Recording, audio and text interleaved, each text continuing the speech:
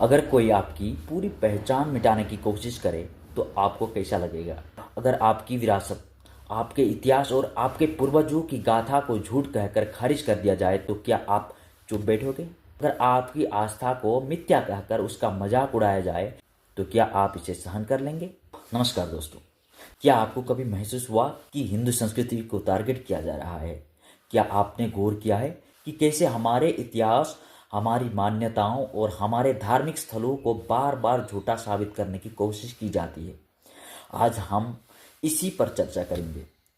कैसे हिंदू धर्म को योजनाबद्ध तरीके से कमजोर किया जा रहा है और कैसे हमें इसे बचाने के लिए जागरूक होना पड़ेगा। क्या आपने कभी गौर किया है कि जब भी किसी धर्म के ऐतिहासिक घटनाओं की बात होती है तो उन्हें सत्य और प्रामाणिकता के साथ साथ पेश किया जाता है?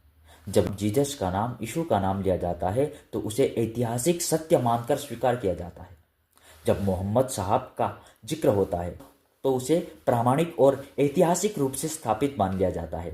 लेकिन जब भगवान राम की बात आती है तो उसे माइथोलॉजी या मिथ्या कहा दिया जाता है। जब कृष्ण की लीला की बात आती है, भगवान श्री कृष्ण की बात आती है, बाकी हिंदू धर्म के देवी देवताओं की बात आती है तो उसे कल्पना बता दिया जाता है। आखिर ऐसा क्यों?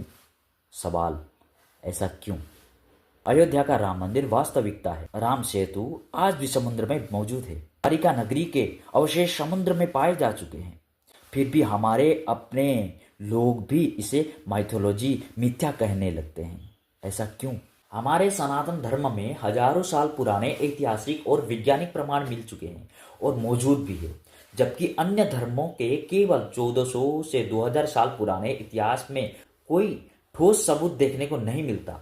हम अपने धर्म की सत्यता प्रमाणों के साथ प्रस्तुत करते हैं, लेकिन वे बिना किसी प्रमाण के अपनी बातों को सत्य मानते हैं। अब सोचिए, इसमें वास्तविकता किसकी दिखती है? वास्तविकता किसकी है? हमारी, जो सबूत देते हैं, या उनकी जो बिना प्रमाण के भी खुद को सत्य मानते हैं? और इसमें कल्पना कौन कर रहा है? हम जो सबूत दे रहे हैं या वो बिना सबूत के उसको सत्य मानते हैं? अब बताइए, सत्य कौन बोल रहा है, कौन है काल्पनिक? जब हिंदू संस्कृति को अपमान किया जाता है, जब हम कहते हैं कि राम ने सेतु बनाकर लंका तक पहुंचे, तो लोग हंसते हैं और इसे कोरी कल्पना बताते हैं। जब क्रिश्चियन मान्यताओं में मूसा ने समुद्र को 2 भागों में बांट दिया तो उसे ऐतिहासिक सत्य मान लिया जाता है। जब इस्लाम में कहा जाता है मोहम्मद साहब ने चांद को 2 हिस्से में बांटा, तो इस्लाम के लोग इसे बिना किसी सवाल के मान लेते हैं। लेकिन जब हिंदू धर्म की बात आती है